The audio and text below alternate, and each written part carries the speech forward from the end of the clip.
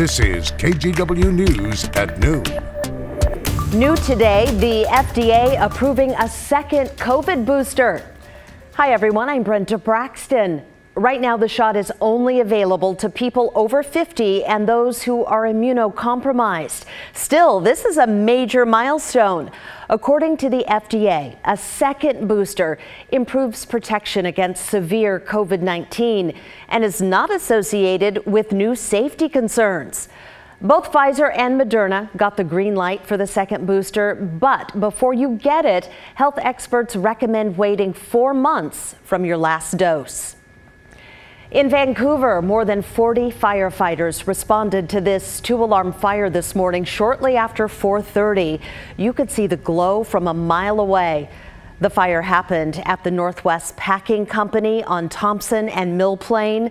No one was hurt. Vancouver Fire and Police are now looking into how this fire started. Now to Portland's Marine Drive, where illegal street racing is taking its toll. Multiple people were shot Sunday night, and a child is among the injured. Catherine Cook spoke to neighbors who say they're frustrated with ongoing issues in the area.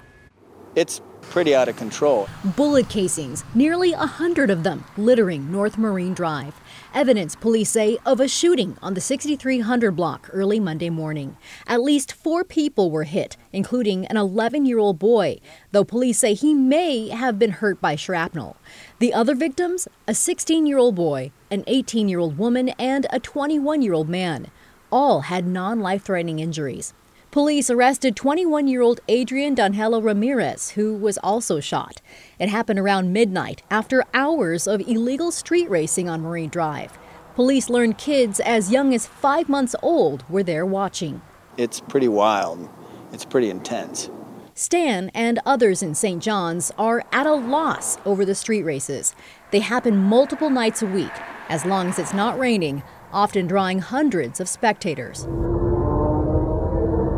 The sound travels for miles.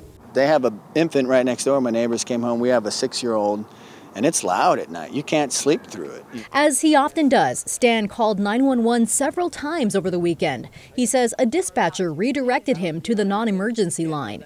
He's also complained to officers in person about the street races. The cops aren't going. They've told me straight up they won't go out there. So it's just the Wild West, We need action by the police. Steve, another St. John's neighbor, took this video along Marine Drive Saturday night. The noise, as usual, was keeping him and his wife awake. They wanted to see this for themselves. And when we drove through, we were one of the only people just passing through, and everybody else around us was street racing around us. We had a motorcycle right on our tail. I don't know if they were trying to intimidate us or what was happening, but there was cars parked in the middle of the road with no lights or flashers on, so we kind of had to make sure to maneuver around that and not hit anybody. The noise is one thing, but Steve and others believe this is the real public danger. Many neighbors avoid this stretch because of it. Now they have another reason. The shooting kind of made it known that they were there, and hopefully the police will take more action next time rather than kind of sitting back. In a statement, Portland Police Chief Chuck Lavelle said, "We are fortunate that no one was more seriously injured or killed over the weekend. Unfortunately, these take considerable resources to address and can be hazardous for not just those involved, but innocent road users who often are affected. As a city, we must work together to hold those committing these illegal street takeovers accountable." For now, neighbors like Stan wait and listen for results. Terrible. They need to get control of it out there. Catherine Cook, KGW News. The man accused of killing 4 people after crashing into a homeless camp in Salem will remain in jail today. A judge denied bail after victims' families pleaded with the court to keep him in custody.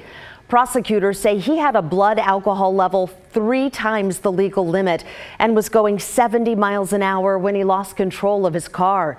Christine Pitawanich was there for the arraignment. My son's not a murderer. Those are the words of a mother who just saw her son, 24-year-old Enrique Rodriguez, appear in court.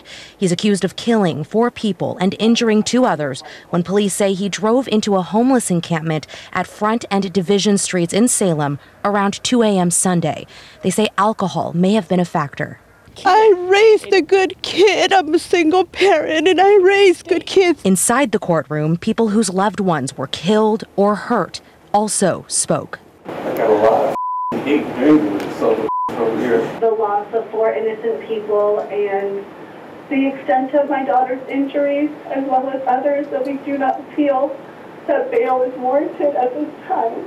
It was just a blur. It happened so quick. Ryan Wright was there when it happened. The terrible story told simply through these images. Tire marks on the road showing the car crossing a lane of traffic and careening into tents where people slept. I could have reached out and touched the car as it flew by. People sleeping on the streets so close to passing traffic are especially vulnerable to death or injury. In Portland, there have been several similar incidents involving drivers and houseless people near the roadway getting killed or injured. They resulted in Mayor Ted Wheeler's ban on homeless camps along busy roads. Back in Salem, advocates say drivers have hit and killed unhoused people before in this area. I hope that people, when they drive through, will treat it like a school zone. They'll slow down, they'll look both ways. An ODOT representative confirmed the agency owns this piece of land. They say crews were slated to come through and clean up the area on Wednesday. Meantime, houseless people here are trying to come to terms with the loss of their friends and what happened. Christine Pitawanich, KGW News.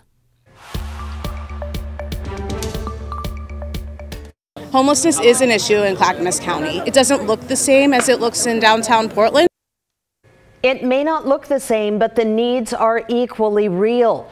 For the first time in Happy Valley, new affordable rentals are going up for people struggling with housing. The project is called Good Shepherd Village. Voters made it possible when they approved Metro's affordable housing bond in 2018. Crews broke ground yesterday at Southeast 162nd Avenue. Eventually, there will be 143 units from studios to 3 bedrooms, and residents will spend no more than 30% of their income on rent. Catholic Charities is spearheading this project and will use $18 million in taxpayer money to build it. Good Shepherd Village should be done by the end of next year, and one neighbor we talked to says she's all for it. We need it very much because everything is so expensive that people can't afford to get off the street or out of their cars. So I think this will be a great addition to the neighborhood. Officials say there are 30 projects in the works through the Metro Affordable Housing Bond, including a senior housing unit in Gladstone. All right, let's head south into California. Take a look at this video showing a rescue effort to save a dog and its owner from the LA River. The woman was airlifted to safety, but the dog, well, he drifted downstream. At one point, a rescuer almost got him, but the dog got loose. A bystander even jumped in to help and needed to be saved as well. Finally, after about 2 hours, those rescuers reached the dog in a dry part of that channel and they brought him to safety. Poor thing. Okay, all that rain moving out of California. Rod, where is it today? So here, and remember, this is the same low that fired the clouds we had yesterday. And for some in central and eastern Oregon, quite a few scattered thunderstorms. All of that ended overnight as the low continued to push.